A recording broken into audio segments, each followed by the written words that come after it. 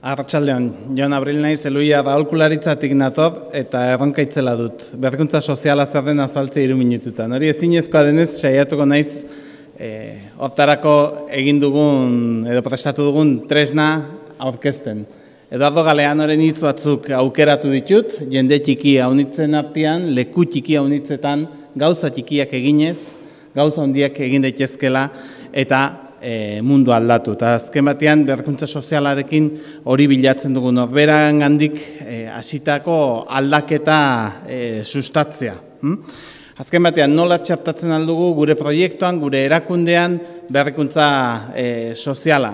Bilatzen duguna bertze ikuspegi bat ematea gauzak egiteko moduari, aldaketa sistemikoa eragitea eta nolabait proiektuetan berrikuntza sozial hori txertatzea proposatzen dugu.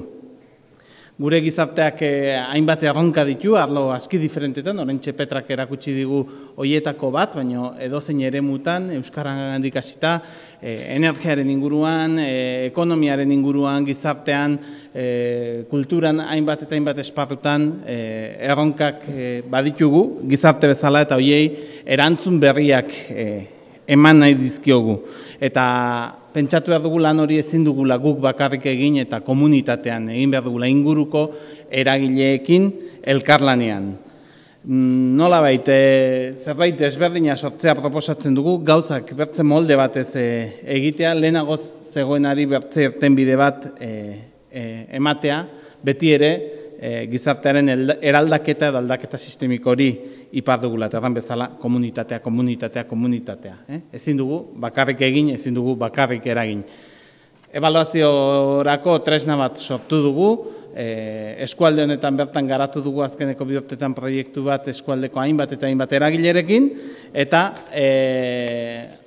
35 adierazle landu ditugu proiektuetan ikuspegi desberdinak txertatzeko sormena eta dinamismoa, denbora eskaintzea gauza berriak sortzeari, elkarlan irekia, gobernantza demokratikoa, presinaia nabaritzen dut, euskaraz lan egitea, dudarik gabe gure inguru honetan ezinbertzekoa, eta ez bakarrik gu euskaraz aritzea, baizik eta oraindik ohitura ez duten hoiei ere euskaraz aritzeko bideak jartzea, proiektua genero roletan aldaketak eragiteko baliatzea, bertako edo tokikoak produktuak aukeratzea, hornitzaileak, zerbitzuak, baliabideak modu egoki batean erabiltzea eta proiektuari bideragarritasun ez bakarrik ekonomikoa, baita teknikoa eta giza baliabideen ikuspegitik eta ematea, eta egiten dugunak komunikatu eta transferitu.